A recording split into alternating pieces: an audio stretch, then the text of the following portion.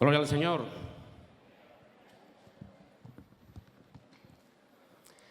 Gloria a Jesús. Buenos días a todos. Estamos en este segundo día de este congreso especial. ¿Cuántos creen que este congreso es especial? Levanta tu mano si es así. Gloria a Dios. Después de un año en el que hemos estado viendo cómo las cosas y las circunstancias están cambiando, ¿verdad? Y algunas parece que están para quedarse ya.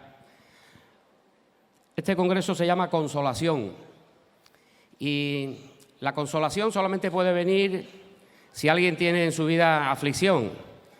Y yo en esta mañana me gustaría preguntar, ¿cuántos de los que están aquí, de los que quizás nos están viendo desde sus casas a través de Solidaria Televisión o de las redes sociales, cuántos de las personas que están recibiendo en esta mañana necesitan consolación?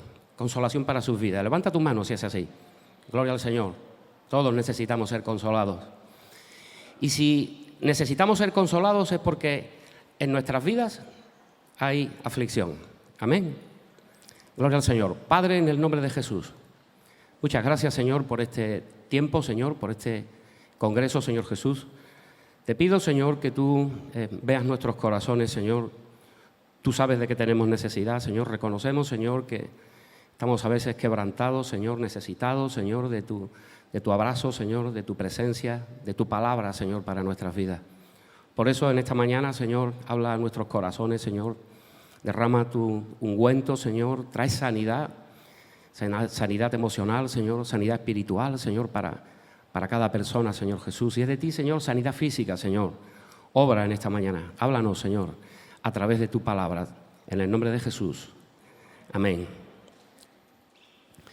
Gloria a Dios. Vemos las noticias y también cuando hablamos con las personas que tenemos a nuestro alrededor y con cierta facilidad, ¿verdad?, nos podemos dar cuenta de que hay muchas personas que están sufriendo por diferentes circunstancias.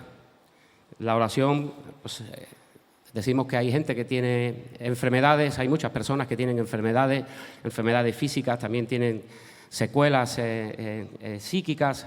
Ya saben ustedes que en el tiempo en el que estamos viviendo hay una cosa que se llama la depresión y la depresión está haciendo estragos, sobre todo en personas de cierta edad, en personas mayores que nunca han tenido problemas y por el sufrimiento y por el paso del tiempo resulta que ahora están en un tiempo de depresión y tienen que tomar medicamentos que al final no cambian sus vidas, sino que lo que hacen es que las dejan como anestesiadas y empeoran su realidad.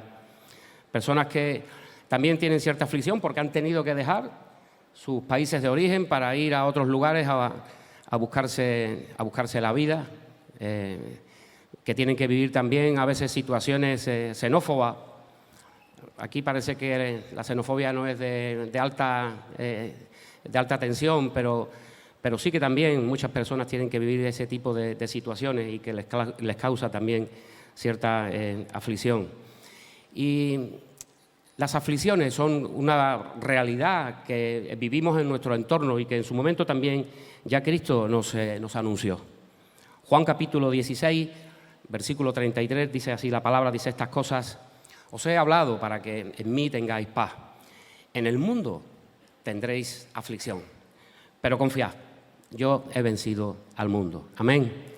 Entonces, Cristo ya nos anuncia, ¿verdad?, que las aflicciones están aquí, que nos van a llegar a todos y a cada uno de nosotros en un momento determinado de nuestra vida. El otro día, en una de las reuniones que hemos tenido aquí, pues compartíamos precisamente que a veces tenemos que subir las cuestas de los problemas y que, gracias a Dios, los vamos superando y bueno, pero no vivimos siempre en una situación de calma, sino que una vez que salimos de un problema, inmediatamente viene otra situación, viene otro conflicto, vienen otras situaciones diferentes, ¿verdad?, a nuestra vida. Y que nosotros seamos seguidores del Señor, que nosotros hayamos conocido a Cristo, que le sigamos, que vayamos a la iglesia, que oremos, que le busquemos con intensidad, no nos exime de tener aflicciones. De ellas, no sé por qué, pero parece que no se libra nadie. La tendencia general de las personas cuando alguien está pasando un problema, cuando alguien está pasando una situación, incluso de aquellos que se dicen cristianos, es la de hacer juicio sobre esas personas y quizás pensar, ¿no?, que las circunstancias que están viviendo pues son consecuencias de sus malas decisiones o de las cosas que que ellos hacen. Y para cada uno de nosotros es fácil amar, ¿verdad?, a las personas que nos aman y a las personas a las que amamos. Qué sencillo es, ¿verdad? Y preocuparnos por ellas también.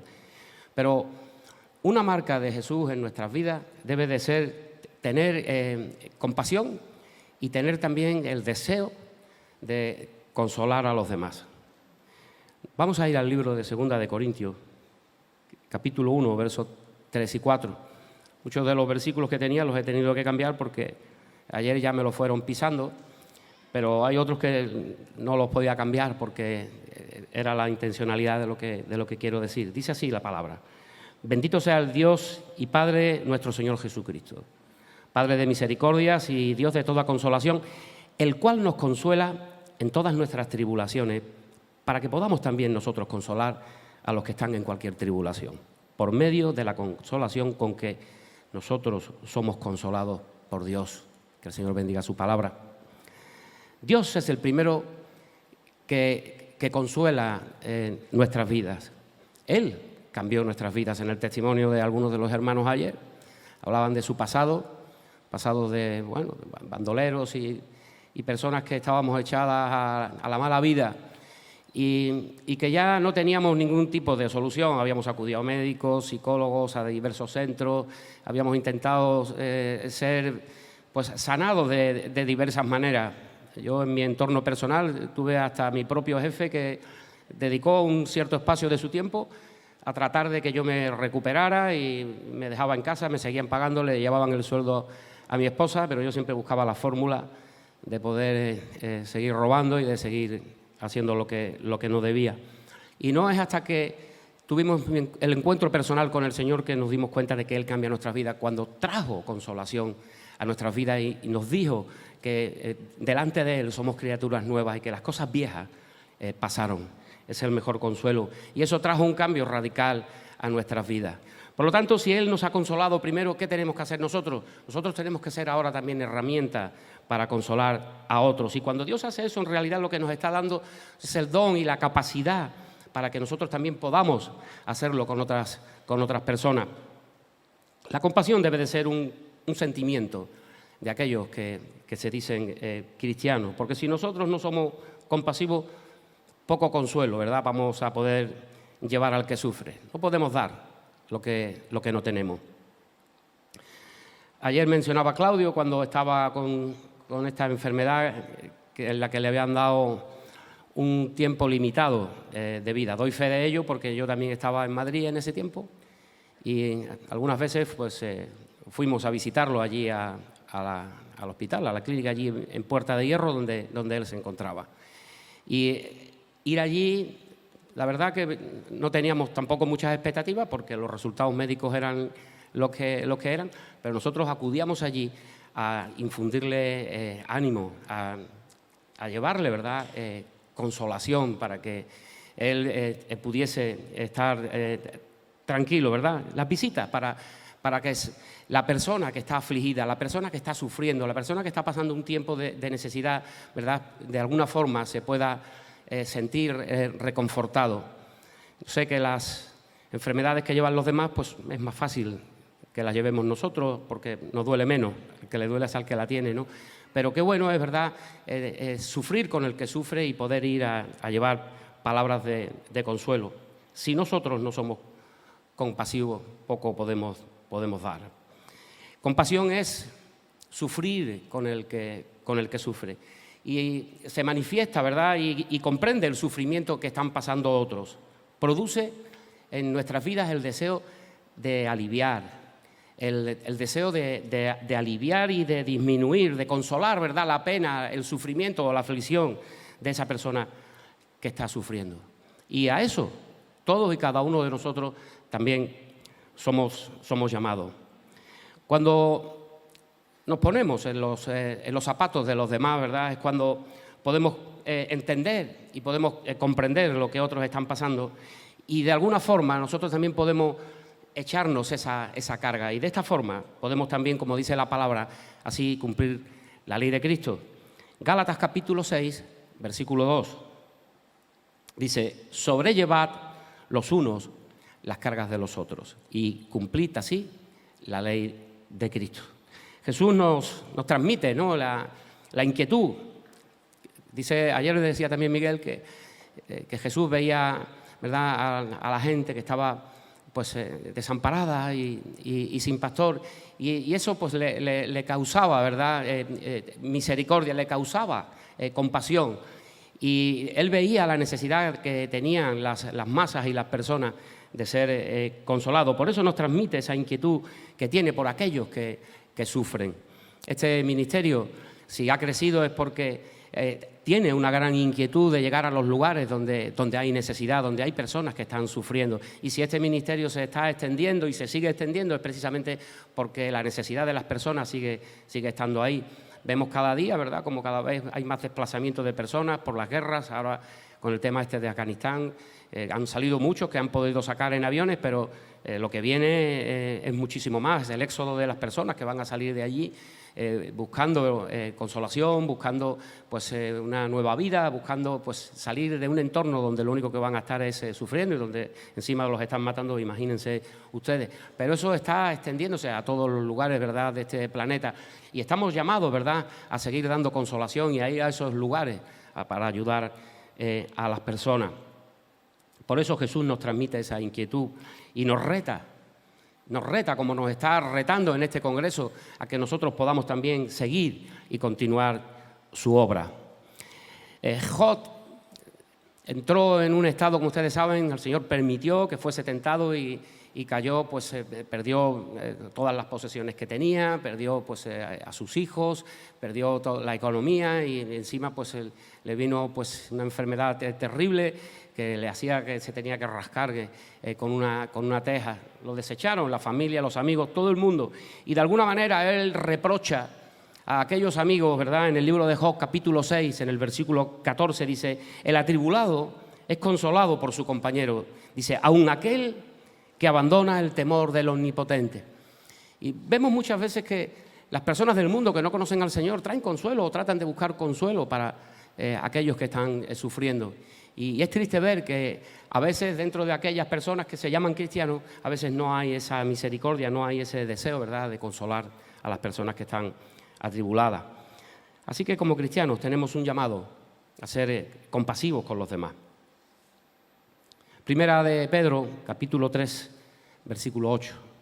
Dice: finalmente, sed todos de un mismo sentir, compasivos, amándoos fraternalmente, misericordiosos, amigables. La compasión es una prueba de que nosotros amamos a Dios y también amamos a nuestro prójimo. Si no amamos a nuestro prójimo, entonces es que no amamos a Dios. Y vemos a veces ese resultado en las personas que dicen, pues, de una forma religiosa, que aman a Dios, pero después son solamente selectivos, solamente aman, como habíamos mencionado antes, a aquellos, ¿verdad?, a los que es fácil amar, a aquellos a los que no les dan problemas, a aquellos que incluso les dan soluciones, o a aquellos que forman parte del entorno en el que tienen empatía. Por lo tanto, debemos de tener compasión para poder dar, ¿verdad?, esa necesidad que tienen las personas para poderlas cubrir, consolarlos en sus sufrimientos. Sin embargo, la sociedad que nos rodea, lo único que nos está enseñando: división, contienda, confrontación, por la economía, por la inmigración, como hemos dicho antes, por el color de la piel, por la raza, por las posturas políticas. En este ambiente, ¿verdad?, de enfrentamiento, lo lógico o lo natural es criticar y juzgar a aquellas personas, ¿verdad?, a las que vemos que lo único que hacen es mal, y desearles el mal. Eso sería lo lógico por este tipo de ambiente que estamos viviendo. Vemos los políticos y parece que se nos salen las uñas, ¿verdad? Muchos han perdido amigos y también se han roto incluso relaciones familiares por ese contexto social en el que estamos inmersos, por este contexto social en el que estamos viviendo. Dentro de las propias familias, unos son de derecha, otros son de izquierda, y se ha encrudecido tanto el tema político que vemos que a veces también hay luchas y confrontación dentro de la propia familia.